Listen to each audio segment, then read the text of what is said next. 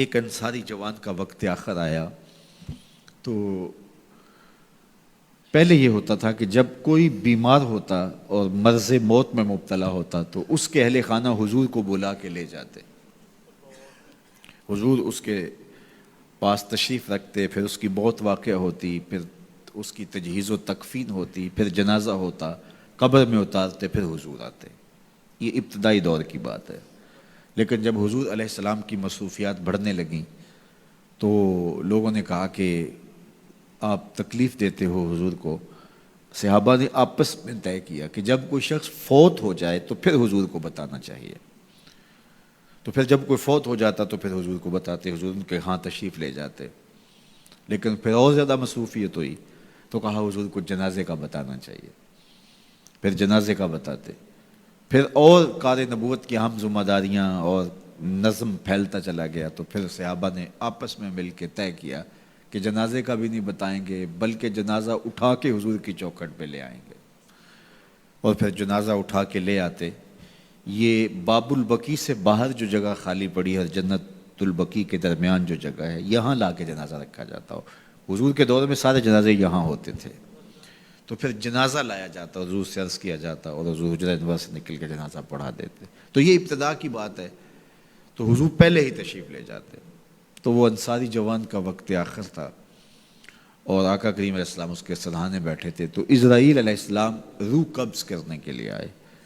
روح جب قبض کرتا ہے ملک الموت تو وہ پاؤں کی جانب سے روح کو قبض کرنا شروع کرتا ہے. تو جب اس نے پاؤں سے اپنا کام کرنا شروع کیا تو حضور نے فرمایا اے اسرائیل ذرا نرمی کرنا، یہ میرا غلام ہے. تو اسرائیل نے جو جواب دیا، میرے والد گرامی جب یہ حدیث بیان کرتے تھے تو ان کے آنسو نہیں تھمتے تھے.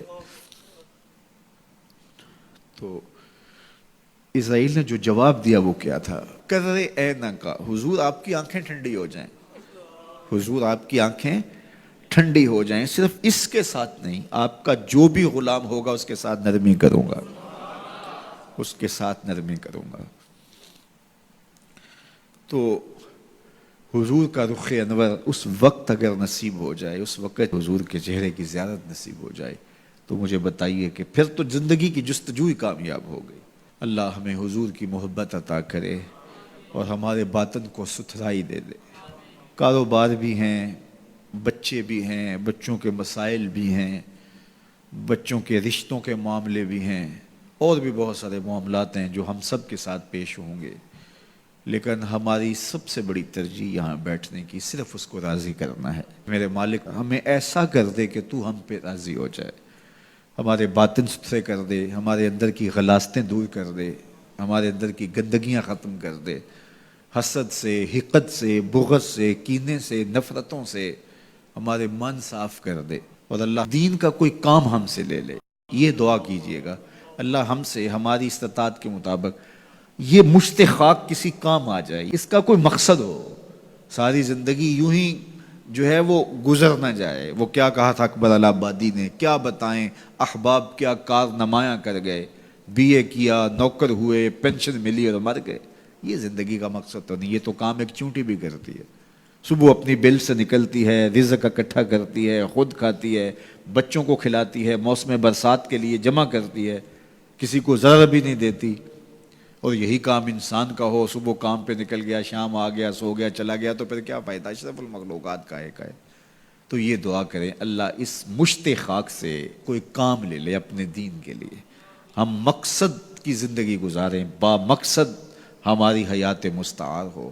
اور وہ با مقصد تبھی ہو سکتی ہے کہ اللہ رسول کی راہوں پہ گزاروں میں انسانیت کی خدمت کریں. سب سے بڑی خدمت انسانیت کی انسانی ہدایت کے لیے کوشش ہے.